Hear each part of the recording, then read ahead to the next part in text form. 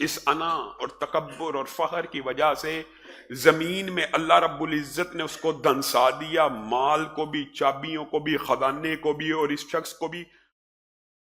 قرآن پاک میں قارون کا واقعہ انما اوتیتہ والا سارا آپ کے علم میں، اس کو قارون کو سمجھایا لوگوں نے کہ بعد آ جا کس طرح اکڑ کے اور تکبر کر کے چلتا ہے۔ اور دولت کی کیفیت کیا تھی؟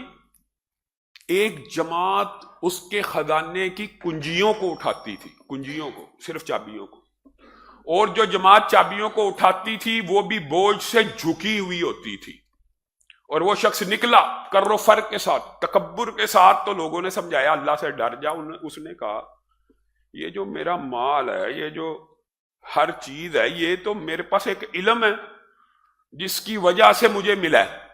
مفسرین نے اس کی بہت سی تشریحات کی ہیں، لیکن میں آپ کے سامنے وہ بات کروں گا۔ آج بھی لوگ یہ کہتے ہیں یہ جو میں نے کمائی کی ہے نا، اللہ کو مائنس کر کے، جو اللہ کے فضل کے بعد بات کرے وہ درست ہوتی ہے۔ یہ میں نے بڑا آئیڈیا سوچا تھا، یہ میں نے بڑا دماغ لڑایا تھا، یہ میری بڑی ذہانت تھی، یہ میری بڑی فطانت تھی، یہ میں نے بڑی محنت کی ہے۔ ایسا بے وقوف انسان ہے، اس کو یہی نہیں پتا کہ رزق کی تقسیم کے جو معاملات ہیں وہ اتنے عجیب ہیں، اتنے عجیب ہیں کہ میں اور آپ اس کو سمجھنے سے قاصر ہیں، کیونکہ اگر صرف محنت کی بنیاد کے اوپر رزق ملتا ہو تو دنیا کا سب سے امیر طبقہ مزدور اور مستری ہو۔ تقسیم رزق اللہ کی عطا ہے، اور اللہ ہی جانتا ہے کہ یہ تقسیم اس نے کن بنیادوں کے اوپر کیا۔ بتائیے مزدور سے زیادہ کوئی محنت کر سکتا ہے؟ تو کہتا ہے میری محنت کی کمائی ہے۔ وہ سارا دن سیمنٹ اٹھاتا ہے، بجری اٹھاتا ہے، لوہے کو ہتھوڑیاں مارتا ہے، پھر پوری دنیا کے سب سے امیر تو مزدور کو ہونا چاہیے۔ پھر تو کہتا ہے کہ علم کی وجہ سے ہو گیا۔ اللہ کے بندے، یہ جو علم کے اوپر تو گھمنڈ کر رہا ہے، یہ برین تجھے اللہ نے عطا کیا ہے یا تو اس کا خالق ہے؟ اللہ تعالیٰ نے تو انسان کو قرآن پاک میں عجیب طرح مخاطب ہو کے کہا ہے کہ جو تم یہ منی گراتے ہو، منی پھینکتے ہو، کیا تم سمجھتے ہو کہ اس پھینکنے کی وجہ سے تخلیق ہوگی کہ اس حقیر پانی سے تمہارا رب تخلیق کرنے والا ہے؟ تم سمجھتے ہو تم پیدا کرتے ہو بچے؟ اس حقیر انسان کی حقیقت کیا ہے؟ ایک حقیر پانی، ایک جرثومہ، ایک قطرہ جس کے اندر کئی لاکھ جراثیم ہوتے ہیں ننھے ننھے، وہاں سے انسان کی ابتدا ہوتی ہے، اور انسان کہے کہ یہ میں نے اپنے علم سے کمایا ہے، میں نے اپنے ہاتھوں۔ یہ ہاتھ کس نے دیے؟ یہ دماغ کس نے دیا ہے؟ یہ سانس کس نے دیا؟ تو دنیا میں رہنے کے لیے اللہ کی عطا کردہ آکسیجن کا محتاج ہے، ہوا کا محتاج ہے، ہر چیز۔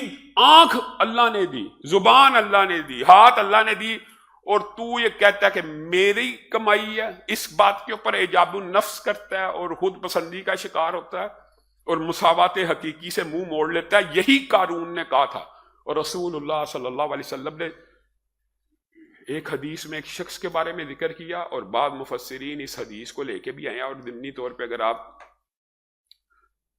سمجھنا چاہتے ہیں تو مفسرین نے لکھا بنیادی طور پر وہ جو اس نے علم کا دعویٰ کیا، بعض لوگوں نے مفسرین نے لکھا، صرف آپ کے نالج کے لیے بتا رہا ہوں، یہ غیر متعلق باتیں ہوتی ہیں، لیکن جب جمعہ پڑھا کے بندہ جاتا ہے تو پھر لوگ سوال کرتے۔ ایک رائے یہ ہے کہ اس کے پاس تورات کا علم تھا، اور دوسری رائے یہ ہے کہ وہ کیمیا دان تھا، اس کو اللہ تعالیٰ نے یہ صلاحیت عطا کی تھی کہ وہ مختلف دھاتوں کو مختلف چیزوں سے بدل دیتا تھا، کسی چیز کو چاندی کے ساتھ، تانبے کو سونے کے ساتھ، کیمیا دان تھا۔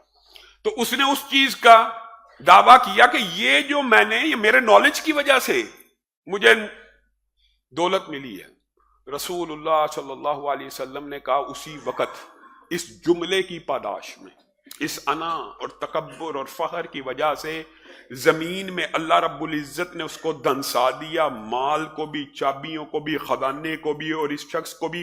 اور جو دوسری حدیث ہے، مفسرین نے لکھا یہ بھی شاید اسی شخص کے بارے میں، اس حدیث کے الفاظ یہ ہیں کہ ایک شخص اتراتا ہوا اپنی دولت کے اوپر گمنڈ کر کے نکلا اور اللہ کو اس کا یہ انداز پسند نہ آیا. اب اس کا اکڑنا، زمین کے اوپر اکڑ کے چلنا اور تکبر سے چلنا اللہ کو اتنا ناپسند آیا کہ اللہ تعالیٰ اس کو زمین کے نیچے دھنسا رہے ہیں، اور جب تک قیامت قائم نہیں ہوتی ہر روز وہ زمین میں نیچے دھنستا چلا جاتا ہے. اللہ کے اصل بات یہ ہے کہ یہ جو خود پسندی ہے یا فخر ہے یا تکبر ہے، یہ اللہ کو ناپسند کیوں ہے؟ اس کی بھی رسول اللہ صلی اللہ علیہ وسلم نے وضاحت کر دی ہے. رسول اللہ صلی اللہ علیہ وسلم نے فرمایا فخر، تکبر اللہ کی چادر ہے، اللہ کی چادر ہے. اور اللہ رب العزت نے رسول اللہ کے ذریعے میرے اور آپ تک یہ پیغام پہنچایا جس نے میری چادر کو ہاتھ ڈالا. اس سے مراد یہ ہے کہ یہ صرف اس کی ذات کو لائق ہے فخر کرنا، تکبر کرنا. کسی نے اگر اس میں سے اللہ کی چادر کو ہاتھ ڈالا، فخر اور تکبر کو ہاتھ ڈالا، اللہ تعالیٰ اس کو قیامت کے دن ذلیل و رسوا کر دیں گے. علامہ ہشام الہی ظہیر آفیشیل چینل کو سبسکرائب کر لیں.